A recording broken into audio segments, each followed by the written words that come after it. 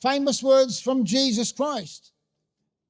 In the John chapter 11, he says, I am the resurrection and the life. He that believes in me, though he were dead, yet he live. And whoever lives and believes in me shall never die. Do you believe this? Now, I know I've said this a few times over the coming last few months, come up quite often. But really, Jesus is speaking that we're going to die, obviously, but we're still going to live. You might think, well, anyone who's a new believer might think, how does that work? How are we going to die and yet still live? Well, you see, though he may live, whoever lives and believes in me shall never die. Well, is Jesus speaking spiritually here, or is he speaking in the flesh? Well, it's obviously he is speaking spiritually, because our flesh will die. Our flesh, because we have sinned, our sin has caused death in our body, and our body will be buried one day, hopefully many years' time, 6 feet under, but our spirit and soul live on. Right, just to guarantee that, it's not just my interpretation of it, because Jesus, in fact, he answers his own question. If we go back a few chapters into John chapter 6, he says, it is the Spirit that quickens in the King James. But in another translation it says, it's the Spirit that gives life. Now listen to this. The flesh profits nothing, or counts for nothing. The flesh profits nothing. Right, so knowing this, as he says in Romans 6:6, knowing this, our old man, which is the flesh, is crucified with him, that the body of sin might be destroyed, and henceforth we should not serve sin. So our flesh, which is our old man, is going to die. It has been crucified in God's eyes. Of course, we're still walking around here in Clacton, we're alive, aren't we? We think we're alive. But in God's eyes, he counts us as crucified with Christ.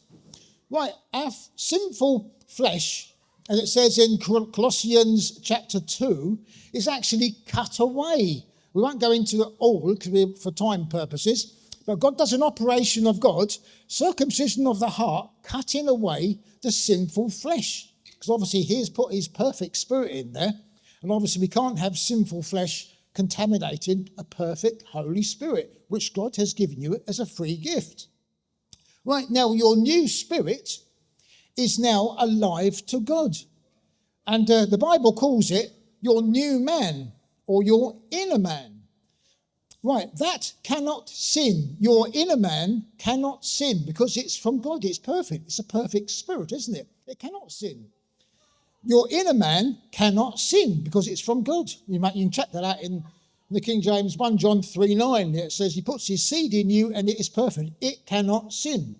But of course your flesh can. Right, Romans 6 verse 12, God urges you, in fact. He says, let not sin reign, or dominate, you could say. Let not reign in your mortal bodies. So we know that our mortal bodies, we've already said that it's mortal, so that you obey its evil desires. Because God is urging you to obviously to follow him and to crucify the flesh. Now, one of the most famous verses in the Bible is Ephesians 2:8-9, as I'm sure we know.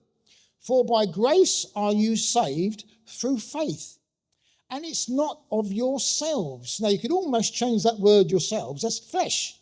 It is not of yourselves, your flesh. It is the gift of God. Don't get the gift of God muddled up with your flesh.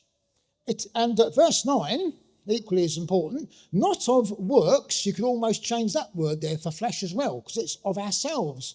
Not of works, lest any man should boast. We can be doing no boasting in our flesh.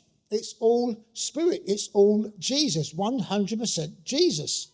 Now, Romans 6:14, people might be wanting to take a few nights, it's up to you. And then, for sin shall not have dominion over you, because you're not under law, but under grace. I can hear people now cringing in their seats now, thinking, oh, people's going to sin now. Well, actually, I've been accused of that so many times. I'm not going to say hundreds of times, but dozens of times. That, oh, the way you say that, you're just going to be saved by grace. People are going to go out and start sinning. Do you know what? I love it when people say that. Because do you know why? Because the Apostle Paul was accused of exactly the same thing. In verse 15 of Romans 6, Paul says, what then? Shall we sin because we're not under law, but under grace? And Paul says, God forbid, certainly not. God forbid, certainly not. As I said, how many times have I been accused of preaching that? Where Paul was accused of the very same thing, and he was emphasizing that it is no excuse to sin. It isn't a license to sin. It's a license actually to follow God and to be motivated by God's grace, that we shouldn't fall into sin.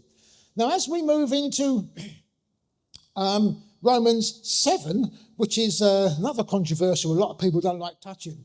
If we go into Romans 17, now then, Paul says, Paul's writing here, inspired by the Holy Spirit, now then, it is no more I that do it, but sin that dwells in me.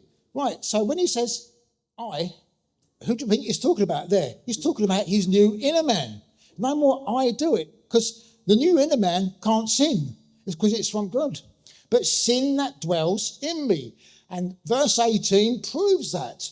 At verse 18 in the, chapter 7, for I know that in me, and he even says, that is in my flesh, dwells no good thing. For to will or to have the desire to do what is good, I cannot carry it out. But verse 20, it says, now if I do what I do not want to do, it is no longer I that do it. He's talking about the inner man. It's not I that do it, but it is sin that dwells in me. And so literally it is your flesh. And don't forget, God has cut that away. He has circumcised that around in Colossians chapter 2. He's cut it away, the operation of God, the operation without hands.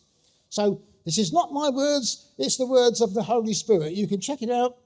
And now, your mortal flesh and your new inner man, they want to do different things.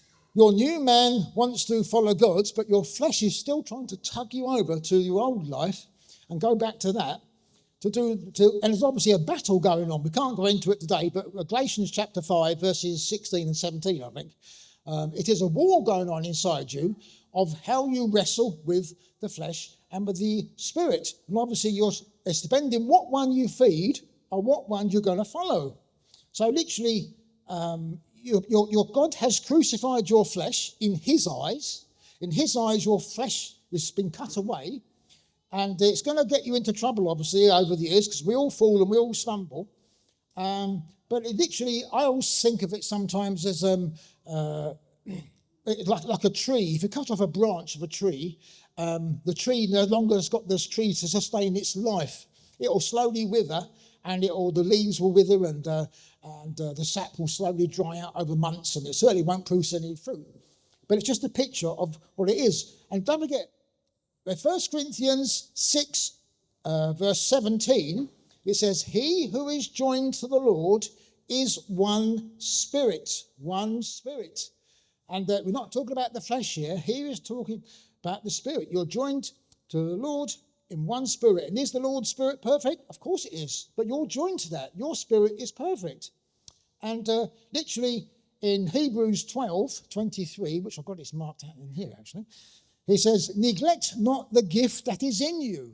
So God is appealing to you to follow him, to crucify the flesh, and do not neglect the gift that is in you. That's his Holy Spirit. That's the divine nature. That's what we should motivate one another to do. It's not a license to sin. It's a license to motivate yourself to serve God. And it's discipleship and salvation are two different things.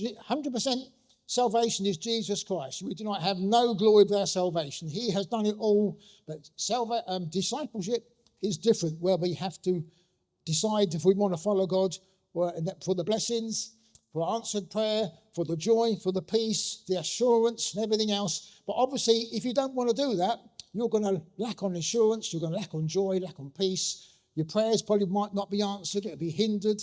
So God's appealing with you. Although He's saved your spirit, your flesh isn't saved. Your flesh is going to go down, literally 6 feet down one day. But your spirit and your soul will live on. So it's most important that we get the idea of not muddling up our flesh and our spirit. Otherwise, you'll be all over the place. If you mix them up, and God don't like a mixture.